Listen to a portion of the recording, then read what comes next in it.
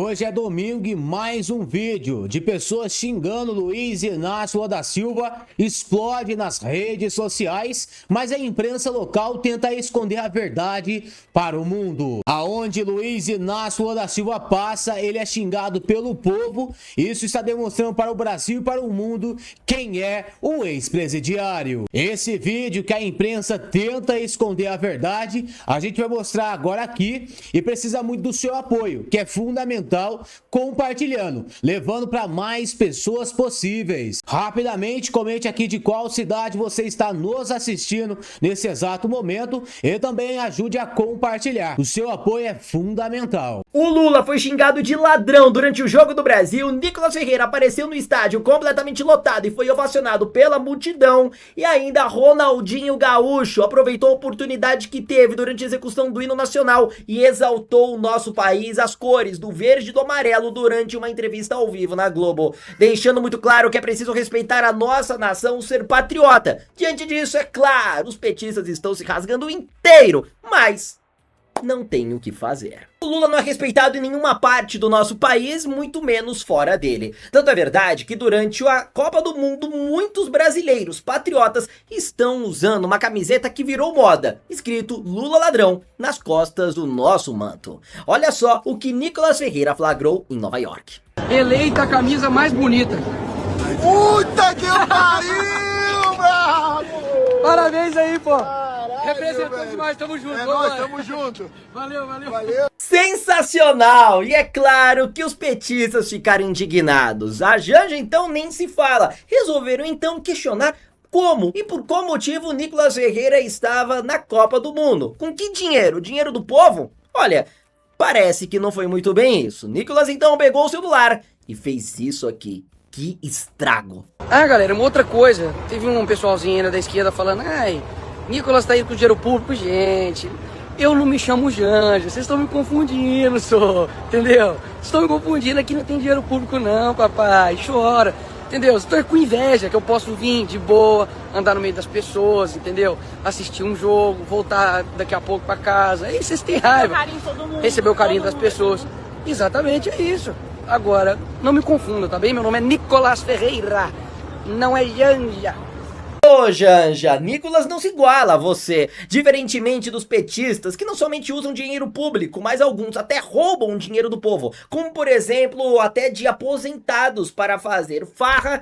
Nicolas Ferreira trabalha, tem o seu salário e faz o que ele quiser com esta grana. Inclusive, Nicolas sempre foi muito transparente, correto, honesto, patriota. Nunca teve nada a esconder. Diferentemente de você, Lula, Janja, que prometeram que jamais colocariam qualquer tipo de documento ou informação, por mais forte que ela fosse, em sigilo. E a primeira oportunidade que vocês tiveram foi de colocar em sigilo de mais de 100 anos os gastos com viagem e os hóspedes que vocês hospedaram em embaixadas brasileiras fora do país. O Ronaldinho Gaúcho, então, que resolveu parar uma entrevista na Globo para fazer isso aqui. Olha que sensacional.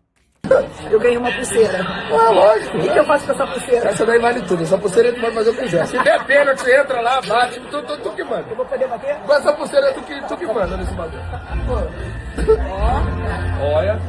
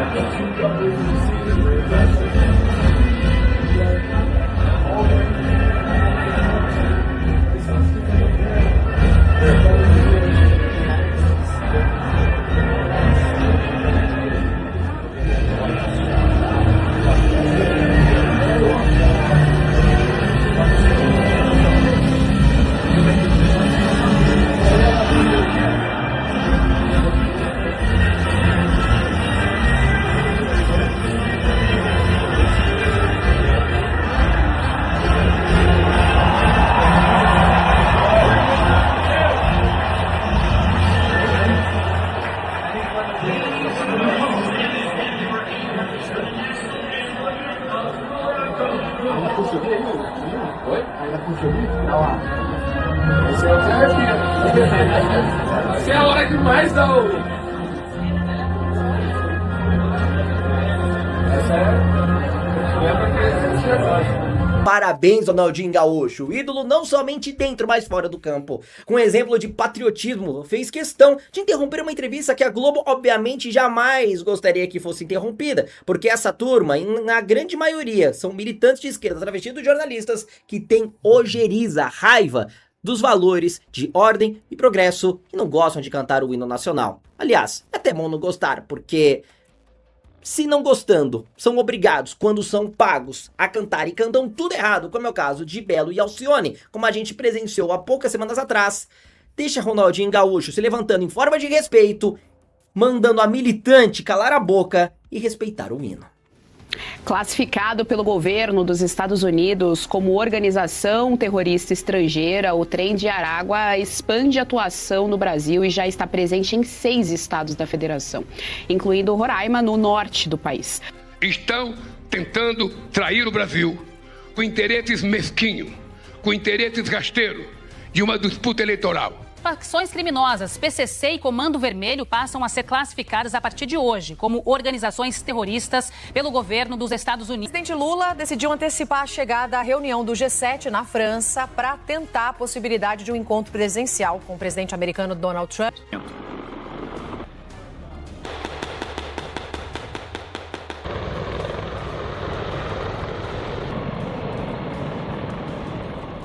A prova de que Washington não está para brincadeira veio ontem, uma operação fulminante em solo venezuelano. O líder do temido Trem de Aragua foi executado. O ataque implodiu a tese de que os Estados Unidos respeitariam a soberania, de outros países para caçar o tráfico. A ofensiva implacável começou e o próximo alvo é o Brasil. O PCC e o Comando Vermelho definitivamente na mira das Forças Armadas norte-americanas. O próximo alvo é o Brasil. PCC e Comando Vermelho estão na mira do exército das Forças Armadas norte-americanas. E agora, Trump tem documentos em mãos que comprovam a ligação do PCC e do Comando Vermelho com a Petrobras e com refinarias ligadas ao governo Lula. Meu amigo, eu estou sentindo o cheirinho de helicópteros chegando para capturar o molusco em breve. Eu estou muito triste hoje com a notícia de que o secretário dos Estados Unidos da América do Norte, um tal de Marco Rubio, disse que os Estados Unidos, disse que os nossos criminosos aqui são terroristas e que os americanos podem fazer intervenção. Por que eu estou triste?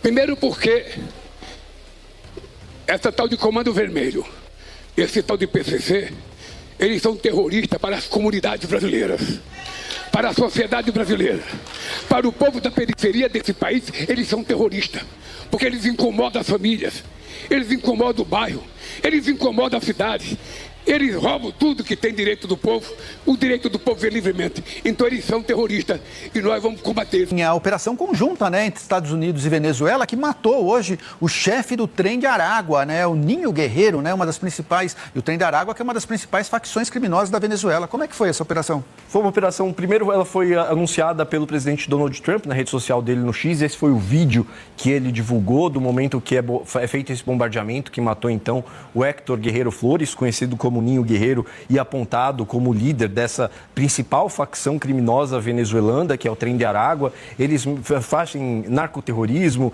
eles também mexem com, acabam exploração sexual, sequestro de pessoas. É uma facção criminosa que é bastante problemática, que causa muito problema na Venezuela. E agora os Estados Unidos e Venezuela, então, anunciaram essa operação conjunta, também que foi confirmado por autoridades venezuelanas, que eles compartilharam informações, compartilharam tecnologia. E isso chama bastante atenção, principalmente para nós aqui no Brasil, Lúcio, porque o Trem de Aragua é uma facção que foi considerada terrorista pelos Estados Unidos e é o primeiro ataque norte-americano em solo aqui latino-americano que eles fazem, lembrando que eles lançaram recentemente o Escudo das Américas, que é o projeto norte-americano para manter a segurança na região. Então, como recentemente os Estados Unidos declararam as organizações criminosas brasileiras como terrorista também, né, PCC e CV, chama bastante atenção porque é uma ação, lembrando que os Estados Unidos deixaram claro, foi feito em conjunto com a Venezuela. Então, se qualquer coisa dessa forma fosse acontecer no Brasil, também seria, se fosse seguir os mesmos padrões, também seria feito em coordenação com as autoridades brasileiras. Ninguém está falando que seria um bombardeamento violando a soberania dos Estados Unidos, mas chama atenção porque é o tipo de ação que essa classificação de organização terrorista permite, né? Inclusive com a coordenação entre os dois países para fazer ataque contra essas forças. Vamos ver o que está acontecendo aqui nessas notícias. Começando pela Reuters. A Reuters, que é uma agência internacional, aqui eu coloquei a tradução em português, mas esse artigo foi publicado em original em inglês e distribuído para a imprensa do mundo inteiro, fala o seguinte: exclusivo, refinarias brasileiras financiaram esquema ligado a grupo terrorista designado pelos Estados Unidos, mostram fonte e documentos. Ou seja, as investigações dos Estados Unidos já comprovam que as refinarias brasileiras ligadas à Petrobras, ligadas ao regime lulista, eram uma fonte de financiamento para esses terroristas classificados pelo governo norte-americano. E isso pode gerar um impacto gigantesco para o Brasil. E Lula sabe, afinal de contas, até mesmo a Petrobras pode ser alvo do governo norte-americano. Assim como bancos da Faria Lima, que já foram identificados, inclusive, pelo próprio Ministério Público Federal e pela Polícia Federal nas operações Carbono Oculto e depois na Operação Fluxo Oculto, também podem ser alvo de sanções norte-americanas. Mas o pior para o Lula é isso daqui, olha. Refinarias brasileiras venderam mais de 100 milhões de litros de nafta para uma empresa investigada por suposto envolvimento em um esquema de fraude com uma quadrilha considerada organização terrorista pelos Estados Unidos, segundo uma fonte próxima ao caso e documentos vistos pela Reuters. Ou seja, a Reuters teve acesso a esses documentos aqui. Um dos principais fornecedores foi a Rio Grandense, uma refinaria no sul do Brasil pertencente à estatal Petrobras, Gigante Petroquímica Braskem e o conglomerado de energia Ultrapar. Todas essas organizações aqui ligadas ao governo Lula. Lembrando aqui que a Braskem, até pouco tempo atrás, pertencia à Odebrecht. Olha só que interessante, né? Bom, a Petrobras tem 50,1%, se eu não me engano, das ações, vamos ver aqui mais informações melhores aqui, dessa empresa, dessa refinaria. Segundo uma fonte próxima à investigação, a nafta foi recebida pela produtora de solventes Petrodansk, acusada pelo Ministério Público do Estado de São Paulo de desviá-la para postos de gasolina, em um esquema de contrabando de combustível e lavagem de dinheiro ligado ao primeiro comando da capital, a maior facção criminosa do Brasil. Então, tá aqui, né? Esse caso foi todo desvendado pelo próprio Ministério Público Federal e pela Polícia Federal, através da Operação Carbono Oculto, que depois resultou na Operação Fluxo Oculto.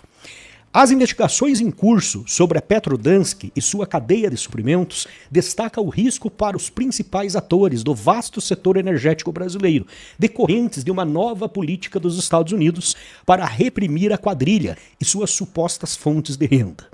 Os Estados Unidos designaram o PCC como uma organização terrorista estrangeira este mês, abrindo caminho para penalidades mais severas para empresas que trabalham direta ou indiretamente com o grupo. Embora essas consequências mais rigorosas não se apliquem a atividades anteriores à designação de terrorismo. Segundo documentos da ANP, a Rio Grandense enviou a maior parte de seus carregamentos de nafta para a Petrodansk em 2023 e 2024. Então, prestem atenção nesse detalhe aqui. Esses 100 milhões aqui, que diz a matéria, cadê? Vamos pegar lá em cima lá. mais de 100 milhões de litros de nafta, não é 100 milhões de reais, né? Eu não faço nem ideia quanto que vale 100 milhões de litros de nafta. Vamos colocar aqui na IA para a gente ver, né? Quanto vale em dólares 100 milhões de litros de nafta? Vamos saber aqui, olha, 100 milhões de litros de nafta equivale a 53 a 60 milhões de dólares. Vamos jogar aqui 60 milhões de dólares vezes 5, dá 300 milhões de reais movimentados pelo PCC através dessa refinaria do Rio Grande do Sul. Então, eu não sei se é do Rio Grande do Sul, na verdade é rio-grandense, né? Rio-grandense, mas eu acredito que seja. Deveria ter pesquisado melhor essa informação aqui, para não falar bobagem. Mas vamos lá. Os Estados Unidos, bom, aqui eu já tinha lido, né? Já tinha mostrado, mas o que aconteceu? Esses carregamentos de nafta foram vendidos em 2023 e 2024. Olha que coincidência, né? No governo Lula, sem o marcador químico exigido pela agência reguladora para coibir fraudes no fornecimento de combustível. A rio-grandense afirma que a irregularidade nos carregamentos foi uma falha operacional não intencional. A Petrodensk não respondeu os pedidos de comentários. Em uma publicação nas redes sociais, a empresa negou qualquer irregularidade, acrescentando que, no momento oportuno, todos os esclarecimentos serão fornecidos. Essa é a desculpa preferida, né, de corrupto e de bandido, né? No momento oportuno, tudo será esclarecido, pessoal. A Petrobras e a Ultrapar afirmam que a rio-grandense é administrada de forma independente e que não foram notificadas de nenhuma investigação por parte do Ministério Público de São Paulo. Então todo mundo tira o fiofozinho aqui da reta. O problema aqui está nessa situação, olha. Lavagem de dinheiro em massa.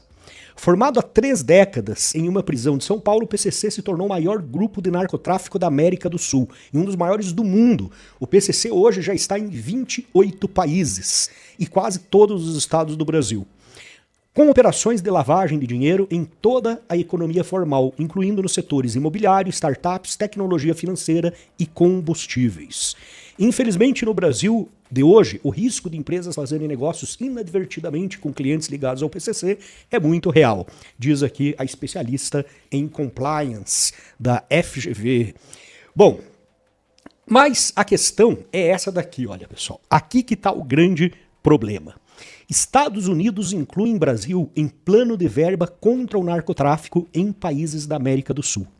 Foram destinados, nesse momento, 16 milhões de dólares em recursos que apoiarão programas que visam profissionalização das forças de defesa.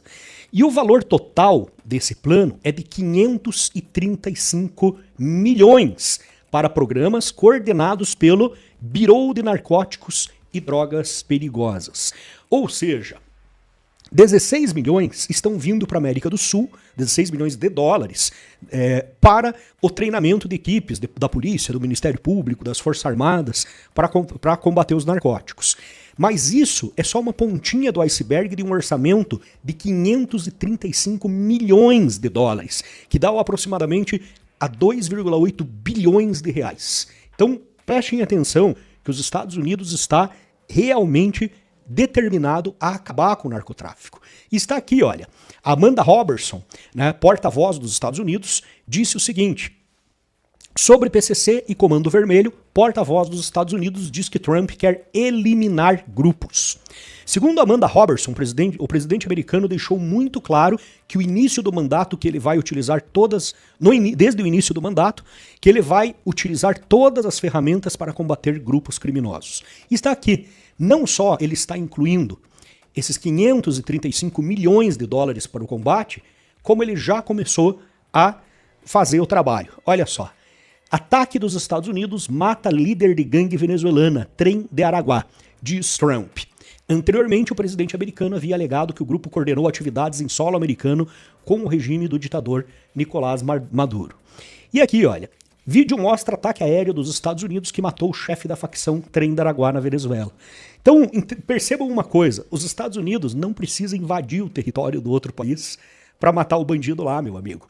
Cara, só para vocês terem uma ideia, Israel, que é parceiro dos Estados Unidos, e eles têm a mesma tecnologia militar, provavelmente os Estados Unidos têm uma tecnologia ainda mais avançada do que a de Israel, quando eles foram capturar os líderes do Hamas, eles conseguiram matar um general dentro do quarto dele, do apartamento dele, entrou um míssil pela parede, fez um furinho só do tamanho do míssil que entrou pela parede e acertou o cara na cama dele, matou ele sem derrubar o prédio, sem explodir nada, sem fazer absolutamente nada, cara, contra as outras pessoas que estavam na região. Eles conseguiram matar o cara dentro do quarto dele, tá? Eles conseguiram explodir os celulares dos terroristas do Hamas no bolso dos caras. Mataram um monte de terroristas do Hamas, explodindo os celulares dos caras.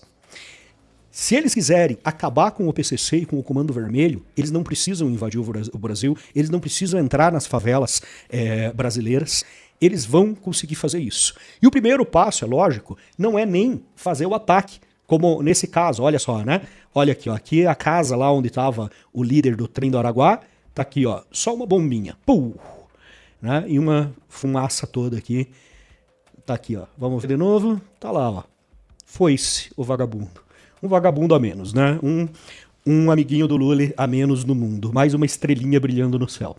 Bom, se eles quiserem, eles conseguem também, que é o próximo passo dos Estados Unidos, é bloquear todos os recursos financeiros e as movimentações e sancionar as empresas que continuam prestando serviços para o PCC. Então, o que é o grande negócio do PCC hoje, além da droga? É o dinheiro lícito que eles conseguem através da lavagem de dinheiro em praticamente todo tipo de negócio. Hoje eles têm hotéis, eles têm restaurantes, eles têm postos de gasolina, eles de combustíveis em geral, né? Eles têm empresas do mercado financeiro, eles têm bets. Olha que interessante, só para deixar para vocês pensarem. É interessante, né, que do nada Lula resolve liberar os cassinos no Brasil, os cassinos virtuais, os bets. E quem são os maiores investidores, os maiores donos desses cassinos? Bicheiros do Rio de Janeiro, milícias, PCC, Comando Vermelho e outras organizações criminosas.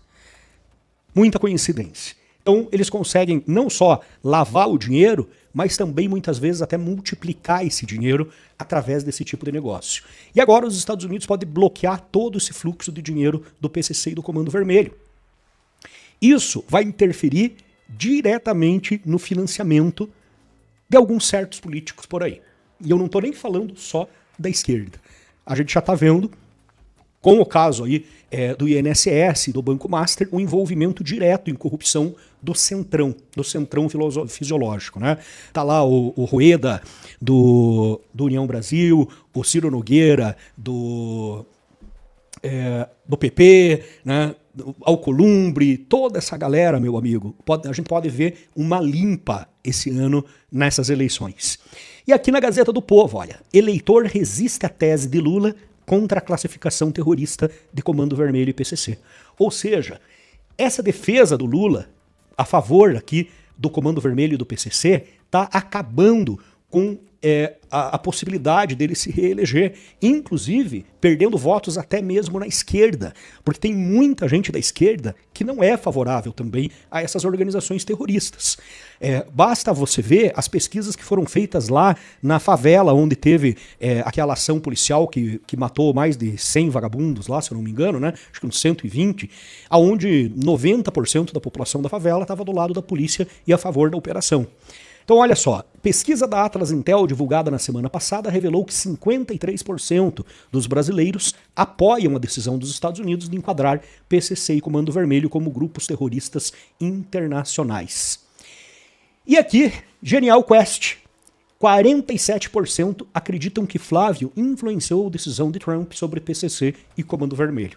Então, ao mesmo tempo que mais da metade do Brasil está contra a decisão do Lula de defender o PCC e o Comando Vermelho, a metade do Brasil sabe que quem conseguiu essa decisão de Donald Trump de combater o PCC e o Comando Vermelho foi Flávio Bolsonaro. Isso daqui vai ter um reflexo direto nas eleições de 2026. Então é isso, pessoal. Galera da esquerda, meu amigo, tá dormindo de fralda geriátrica agora.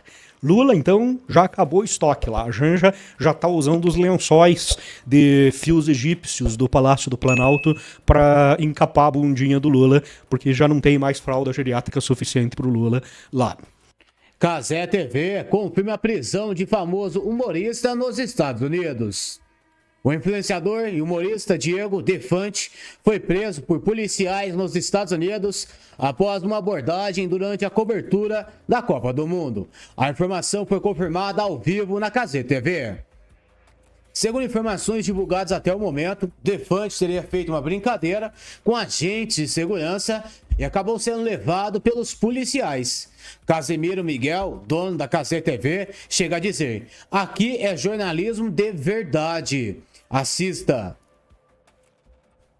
Do Diogo Defante, que está lá nos Estados Unidos com ele, o nosso querido Jorge Valadares, respondeu aqui a nossa produção. Eu vou colocar o áudio para todo mundo escutar aqui nesse momento. É jornalismo de verdade. Do que houve com o Diogo Defante. Fala, Igor. Pô, mano, não sei o que o Defante arrumou, cara. Ele deu uma louca nele e ele falou uma graça pro policial. Eu não entendi, eu tava meio distante na hora, não consegui ouvir o que ele falou. O maluco foi atrás dele e botou ele dentro do carro. Assim, tipo, eu tô aqui tentando desenrolar, tentando entender o que aconteceu primeiro pra tentar desenrolar. Mas assim, qualquer notícia eu mando mensagem pra você, pro Davi, pro Cazé ou pro Fumaça, tá? Valeu, irmão, tamo junto. Ou pro Fumaça, que é o nosso diretor adjunto, Caio Fumaça. Então, o diretor adjunto é muito bom.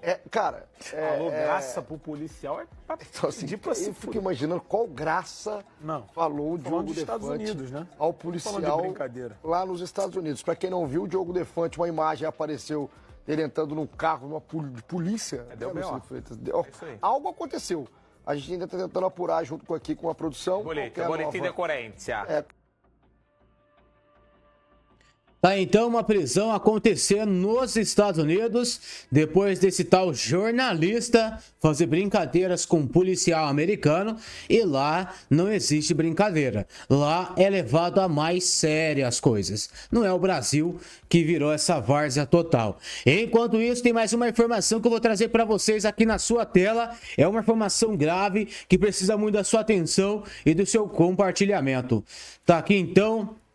Filha do jornalista Oswaldo Eustáquio é agredida em Brasília. A filha do jornalista Oswaldo Eustáquio, Marina Eustáquio, foi agredida durante uma briga em uma boate em Brasília, no começo da noite de sábado, dia 13, no setor de Clubes Sul, e precisou ser hospitalizada. Marina Eustáquio, de 18 anos, estava com amigas na boate Contexto Bar, no setor de Clube Sul, para um evento com transmissão do jogo entre Brasil e Marrocos pela Copa do Mundo FIFA de 2026. Segundo o laudo do Hospital Santa Lúcia, assinado pela médica Mônica da Rocha Leão, de Megalhões, Marina bateu a cabeça e chegou a perder a consciência. O laudo, assinado amanhã deste domingo, também atesta que ela teve uma pequena fratura com compressão na vértebra L2, na parte baixa das costas. Minha filha está com o passaporte apreendido, com as contas bloqueadas, foi alvo de busca e apreensão aos 16 anos, simplesmente por ser minha filha. Hoje acordo com a notícia de que ela foi agredida em uma casa noturna. Ainda não tenho informações precisas sobre a motivação, mas tenho um sentimento de impotência por não poder estar ao lado dela neste momento. Ela não sente o pé direito e está sob medicação, disse Oswaldo Eustáquio. Atualmente, vivendo na Espanha, Oswaldo Eustáquio tem contra si mandados de prisão em aberto no Brasil, determinados pelo ministro Alexandre de Moraes do STF. A noite no Brasil, o dia no Brasil já é perigoso, a noite então nem se fala. À noite só tem criminosos, só pessoas loucas, pessoas querendo fazer o pior naquele momento. O que entra aqui na pauta principal? Um passaporte apreendido de uma menina que tinha na época 16 anos, que até hoje é proibida de ver o seu pai, Oswaldo Eustáquio, que é um perseguido político aqui no Brasil. A perseguição começou com ele. A filha começou a gravar uns vídeos e teve o passaporte apreendido. Meus amigos, o assunto é muito sério. Tá vendo o tanto que é importante a gente fazer maioria no Senado Federal para que coisas boas possam acontecer? E quais seriam as coisas boas? Todas anulações de todas as decisões do ministro Alexandre de Moraes, que passou dos limites. A menina tinha 16 anos... teve o passaporte bloqueado, fez 18 anos agora e ainda continua. por causa do trabalho que o pai dela faz, que é um jornalista investigativo, um jornalista que bate mesmo de frente contra o sistema. E agora ela sofre na pele. Ela poderia muito bem pegar esse momento delicado que está passando, pegar e ir embora e ficar junto com seu pai, mas não pode por uma determinação do ministro Alexandre de Moraes. E não é só isso, o caso mais grave, por exemplo, é do presidente Bolsonaro, que a gente tem que sempre falar que é uma pessoa que está censurada, é uma pessoa que teve a morte digital decretada, a própria imprensa divulgou essa matéria, por causa de Alexandre de Moraes, que não quer Bolsonaro fazendo campanha eleitoral para Flávio, porque Flávio Bolsonaro vai disparar, mas se tivesse o apoio de Bolsonaro seria muito maior. O negócio é muito pior do que a gente pensa, por isso que a gente precisa lutar aqui todos os dias, porque se a gente tivesse o presidente Bolsonaro agora, época de eleição do nosso lado, as coisas seriam bem mais simples. Por isso que é importante despertar o povo brasileiro que está focado em Copa do Mundo, querendo ver jogos, só que o nosso foco é outro. O nosso foco é resgatar esse Brasil. Pedir para vocês deixar o seu like, deixar o seu comentário e compartilhar essas informações nas suas redes sociais. A gente volta ainda hoje com mais informações.